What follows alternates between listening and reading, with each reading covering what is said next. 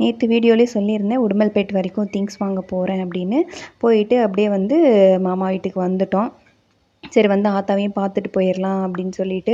மாமா வீடு வந்து தோட்டத்தில் தான் இருக்குது. தோட்டத்தில் வந்து பார்த்திங்கன்னா கொத்தமல்லி போட்டிருந்தாங்க.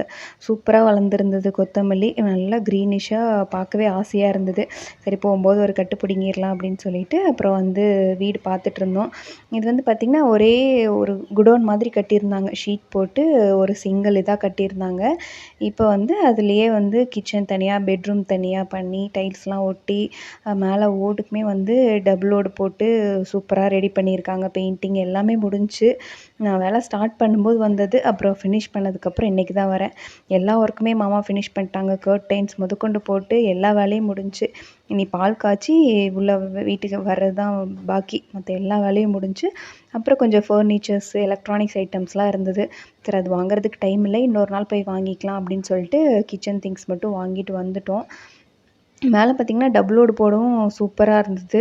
அப்புறம் டைல்ஸுமே கீழே வந்து இந்த நைஸ் டைல்ஸ் இல்லாமல் இந்த கிரிப் டைல்ஸ் மாதிரி போட்டிருந்தாங்க. ஏன்னா அப்போ தான் ஆத்தாக்கும் வந்து கொஞ்சம் நடக்கிறதுக்கு ஈஸியாக இருக்கும். ஏதாவது கொஞ்சம் இதானா ஸ்லிப் ஆகிடும் அப்படின்னு சொல்லிட்டு அவங்களுக்கு தகுந்த மாதிரியே ரெடி பண்ணியிருந்தாங்க. நல்லா பெருசாகவே இருந்தது. ஒரு பெட்ரூம் அப்புறம் ஒரு கிச்சனுங்கிறதுனால கிச்சன் தாராளமாகவே இருந்தது. எல்லா ஒர்க்குமே மாமா சூப்பராக பண்ணியிருந்தாங்க. எங்கள் எல்லாருக்குமே வீடு ரொம்ப பிடிச்சிருந்தது. சிம்பிளாக நீட்டாக என்ன வேணுமோ அது மட்டும் வச்சு பண்ணியிருந்தாங்க. அதுக்கப்புறம் வீடெல்லாம் ஃபுல்லாக சுற்றி பார்த்துட்டு அப்புறம் எடுத்துகிட்டு வந்த திங்ஸ்லாம் வந்து ஆத்தாவுக்கு சொல்லிகிட்டு இருந்தேன். இதெல்லாம் வாங்கியிருக்கோம், இதெல்லாம் இங்கே வைக்கணும் அப்படின்னு சொல்லிட்டு.